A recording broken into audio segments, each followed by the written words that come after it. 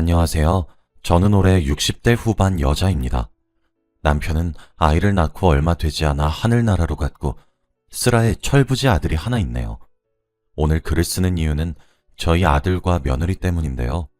여기서 들은 사연들 중 대부분은 며느리 때문에 머리가 아프다는 내용들이 많은데 저는 저희 아들 때문에 머리가 아파서 이렇게 글을 써요. 아들은 어릴 때부터 철이 없었는데 늘 학교에서 사고만 치고 다니는 아이였습니다. 아이가 태어날 때부터 아빠 없이 저희 손에 자라서 그런지 늘 엇나갔고 반항했는데 저 혼자 감당하기엔 너무 벅찼기에 결국 손을 놓은 지도 오래였죠.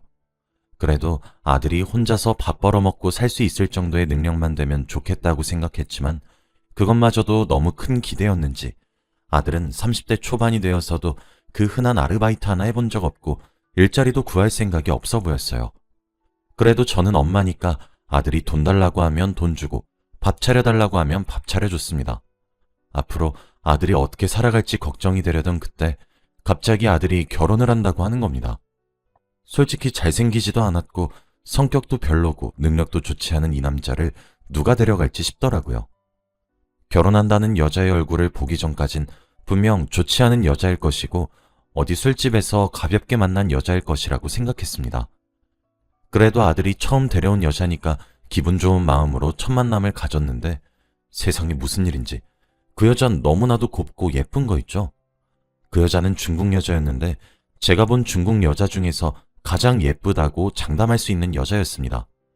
그리고 얼마나 야무진지 한국말이 서툴러도 저를 보기 위해서 몇 주 전부터 한국말을 열심히 공부해왔고 또 한국 문화를 좋아한다고 하더라고요.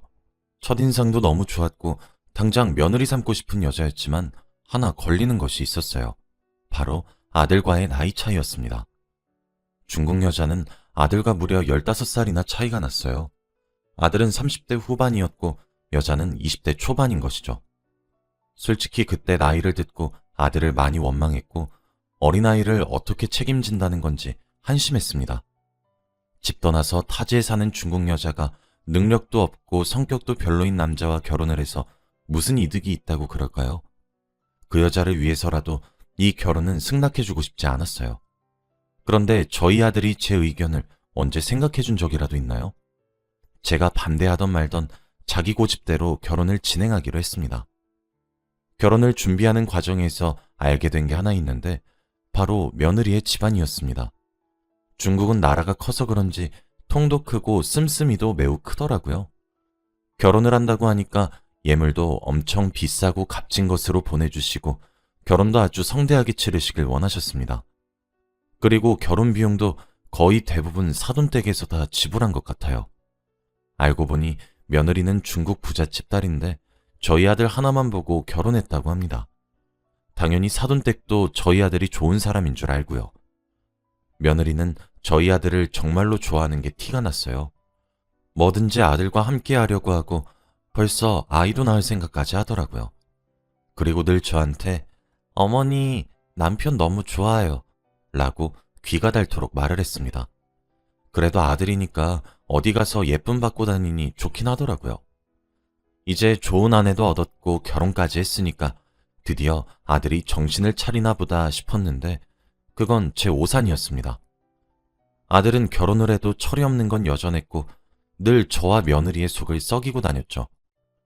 사돈에서 보낸 돈으로 도박을 하고 다니고 매일같이 술을 먹고 다니면서 집에도 잘 들어오지 않았습니다.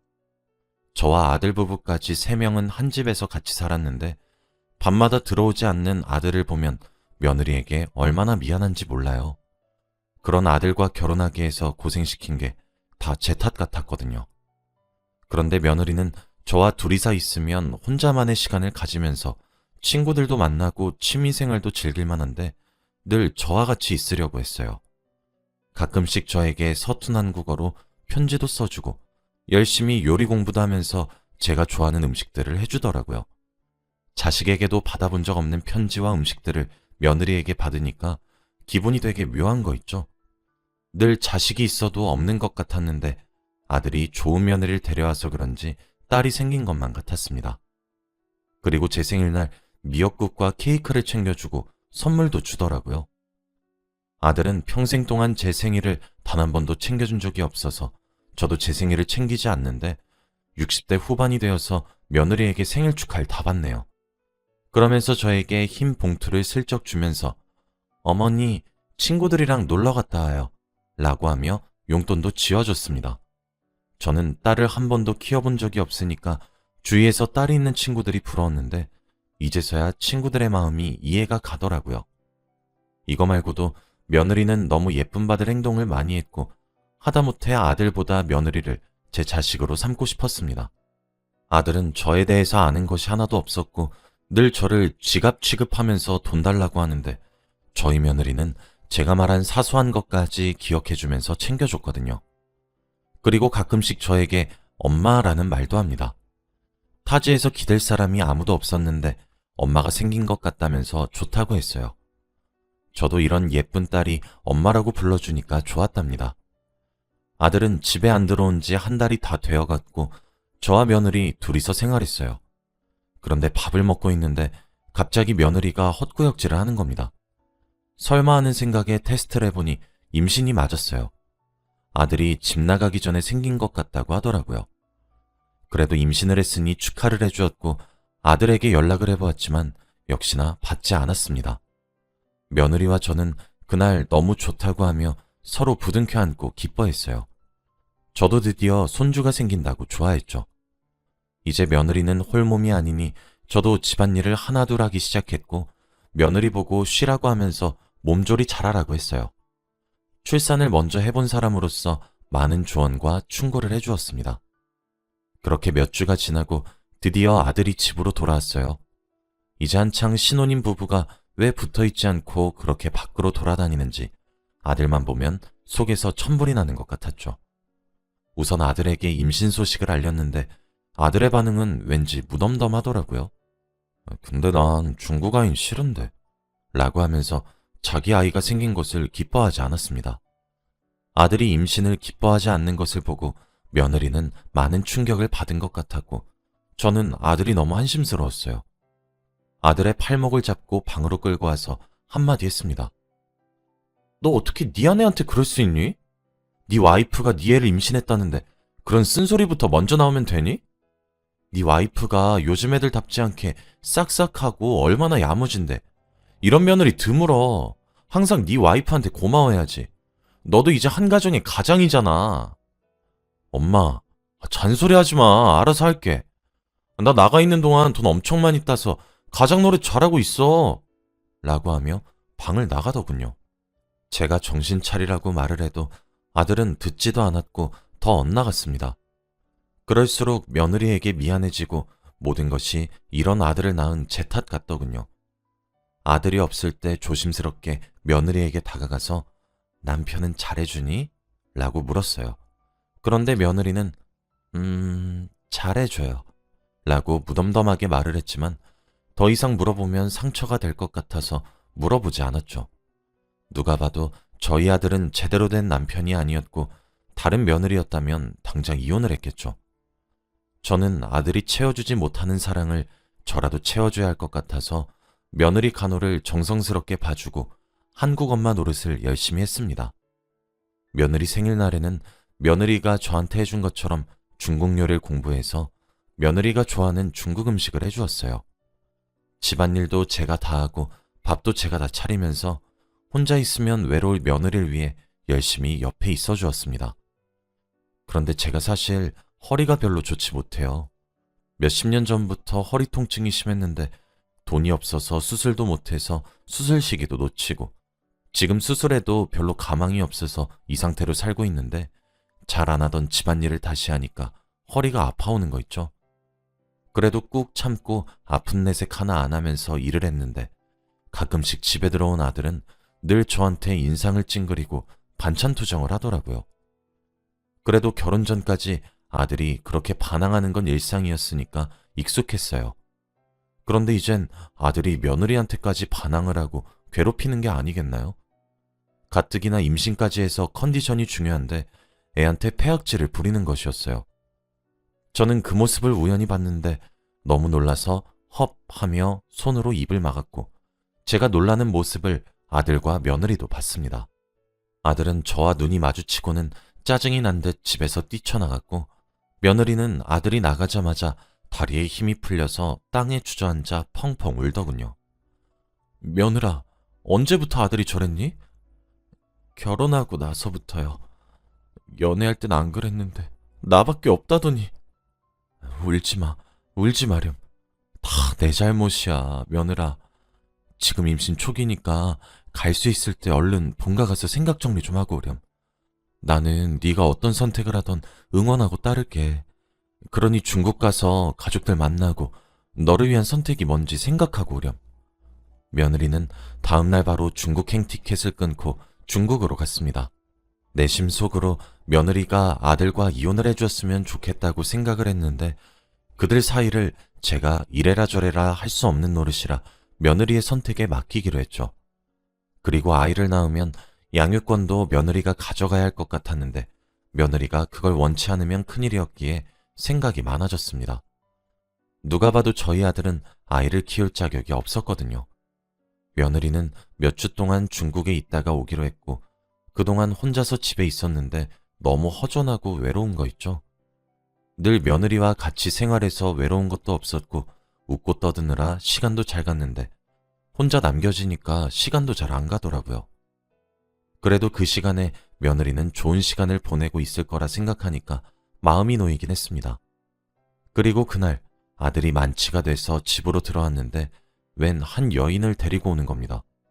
그 여자는 저희 집에 자주 와봤는지 자연스럽게 비밀번호를 치고 들어오더라고요. 그런데 아들이 하는 말이 더 어이가 없었어요. 아들은 당당하게 저에게 그 여자를 소개시켜주며 엄마, 인사해, 내 여자친구 라고 했죠. 저는 그걸 보고 드디어 아들이 제정신이 아니구나 싶었고 당장 나가라고 그들을 밀쳐냈지만 꼼짝도 하지 않더라고요. 엄마 왜 그래? 여긴 한국 여친, 걘 중국 여친. 그리고 걔 지금 지 엄마 보겠다고 중국 갔잖아. 그동안만 얘랑 놀게. 저는 당당한 아들의 태도를 보고 도저히 참을 수 없었고 태어나서 처음으로 아들의 뺨을 때려버렸습니다. 저희 집안에는 짝 하는 소리가 울려 퍼졌고 그 순간 저희 세 사람 사이에는 정적이 흘렀죠. 그런데 제가 뺨을 때리자마자 아들의 표정이 바뀌었는데 그 표정은 바로 아들이 며느리에게 손이 올라갔을 때 딱 그 표정이었어요. 아들은 맞은 뺨을 어루만지며 저를 쳐다보았고 엄마니까 봐주는 거야. 2번은 없어. 라고 했습니다. 엄마가 자기 자식을 무서워하면 안 되는데 그 순간만큼은 아들이 남처럼 느껴지면서 너무 무섭더라고요. 그리고 아들은 그 여자를 데리고 집을 나갔습니다. 저는 주저앉아서 펑펑 울었고 도대체 내가 전생에 무슨 죄를 지었길래 하나 있는 자식이 왜 저러는지 싶었어요. 저만 내버려두고 먼저 하늘로 떠난 남편이 너무 원망스러웠죠. 그리고 아들의 불륜은 계속되었고 저는 그럴 때마다 네 와이프한테 미안하지도 않니? 라고 물으면 늘 아들은 내가 알아서 할게 라는 말만 했습니다. 제가 이 사실을 며느리에게 말을 해주고 싶었지만 아들이 남긴 2번은 안 봐줘 라는 말이 맴돌았고 그렇다고 말을 해주지 않으면 안 될 것 같다는 생각이 들더라고요. 며느리가 돌아오기 전까지 한참 동안 고민을 했어요. 그렇게 며느리가 중국에서 돌아오는 날이 되었는데 저녁 비행기인지 오후가 되어도 집에 오지 않더라고요. 저는 며느리가 좋아하는 음식들을 차려놓고 며느리가 집에 오기만을 기다렸어요. 그런데 그때 전화가 울려서 받으니 여기 병원인데요. 며느리분이 위급해서 얼른 오셔야 할 것 같아요. 라고 했습니다. 혹시 며느리가 집에 오다가 무슨 일이 생긴 건가 싶어서 급하게 병원으로 달려갔어요. 응급실로 가서 며느리를 봤는데 수술을 당장 해야 한다고 하더군요. 그래서 수술 동의서에 사인을 하고 몇 시간이 넘는 수술을 기다렸습니다. 그동안 아들에게도 당장 병원으로 오라고 며느리가 위급하단 메시지를 남겼지만 역시나 아들은 전화 한 통도 없었고 오지도 않았어요. 그리고 의사 선생님께서 나오셔서 한숨을 푹 내뱉으시더니 조금만 늦었으면 정말 생명에 지장이 있을 뻔했습니다. 그래도 다행히 수술이 잘 되어서 산모와 아이 모두 건강하고요. 아이는 방금 제왕절개로 출산했어요. 예정일보다 많이 일찍 나와서 아직 병원에 있어야 할 것 같아요. 지금은 병실로 옮겼으니 얼른 가보세요, 어머니. 저는 의사 선생님의 손을 붙잡고 고맙습니다. 선생님, 정말 고맙습니다. 하며 감사 인사를 연신했어요. 그리고 병실로 가서 며느리를 보는데 중국 가서 많이 먹고 놀다가 온 줄 알았는데 살이 더 빠지고 홀쭉해졌더라고요. 너무 가엾은 며느리의 손을 잡고 일어날 때까지 열심히 병간호를 했습니다. 다음날 며느리는 일어났고 그동안 아들은 역시나 연락 한 통이 없었죠. 며느리는 일어나자마자 어머니, 아이는요? 라고 물어봤고 상황 설명을 다 해주었어요. 그런데 갑자기 며느리가 울더라고요.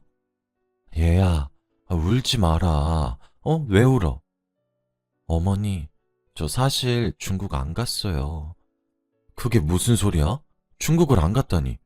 너 거의 한 달 정도 있었잖니? 며느리는 울면서 지금까지 어디서 뭘 했는지 저에게 말해주었는데 정말 충격적이었어요. 사실 며느리는 저보다 일찍 남편의 불륜을 알고 있었고 증거를 모으고 있었다고 합니다. 저는 그래도 아들의 엄마니까 아들 편 들어줄 줄 알고 중국으로 간다고 거짓말을 하고 아들을 미행하며 불륜 증거를 모았다고 하더라고요. 그리고 저희 집에 그 여자랑 같이 들어온 것도 보았다고 합니다. 그러면서 이때까지 모아둔 증거를 보여주는데 정말 아들의 사생활은 가관이었어요. 엄마인 제가 봐도 제정신인 사람이 할 수 있는 행동들이 아니었고 그때 집에 데려온 여자는 극히 일부였습니다. 그리고 며느리가 교통사고를 당한 이유도 불륜 증거를 모으다가 횡단보도를 건너는 중에 교통사고가 났다고 하더라고요. 너무 안타깝고 미안했습니다. 어쩌다 중국 부잣집 딸내미가 이런 남편에게 시집을 와버려서 이런 일을 겪게 되었을까요? 저는 당장 이 증거들로 우리 아들과 이혼을 하라고 했고 며느리도 그렇게 하겠다 했습니다. 아들은 어디서 또 어떤 여자랑 놀고 있는지 연락 한 통이 없었고 그동안 저와 며느리는 같이 변호사 상담을 하면서 이혼을 진행했죠. 다들 저보고 아들의 편을 안 들고 며느리 편을 드니까 의아해하긴 하더라고요. 며느리는 당연히 양육권도 가졌고 위자료도 많이 받았어요. 아들은 이혼 소식을 듣고 당황하긴 했지만 거부하지 않았고 이혼 소송이 끝난 후 아들은 정신과 상담을 받으면서 자신의 병을 치료하기 시작했네요. 아들을 치료해 주시는 의사 선생님의 말에 의하면 이런 폭력적인 성향이 아버지가 돌아가신 후부터 생긴 경우가 많다고 합니다. 사랑으로 보듬어 주라는 말을 듣고 열심히 노력하는 중이에요. 그런데 아들이 치료가 제대로 되고 있는지 며느리가 최고의 아내인 것을 이제야 아는 것 같았고 계속 며느리에게 사과를 하면서 다시 합치자고 매달리고 있어요. 자기 아이도 매일 만나러 가면서요. 한 번도 아들이 자기 자존심을 굽히는 것을 본 적이 없는데 요즘 들어 아들의 신기한 모습을 많이 봅니다. 며느리도 그런 아들이 싫진 않은지 튕기고 있어요. 둘을 멀리서 보면 귀여워요. 딱히 며느리에게 다시 합쳐라 마라 하지 않고 있습니다. 저는 며느리가 어떤 선택을 하든 다 존중하거든요. 며느리와 저는 따로 살지만 그래도 가끔 만나며 예전처럼 재밌게 수다도 떨고 손주 이야기도 하면서 지내요. 손주는 예정일보다 일찍 태어났어도 무럭무럭 씩씩하게 잘 크고 있습니다. 요즘 정말 삶의 낙이에요. 제 사연은 여기까지입니다. 다들 며느리에게 잘 대해주세요. 들어주셔서 감사합니다.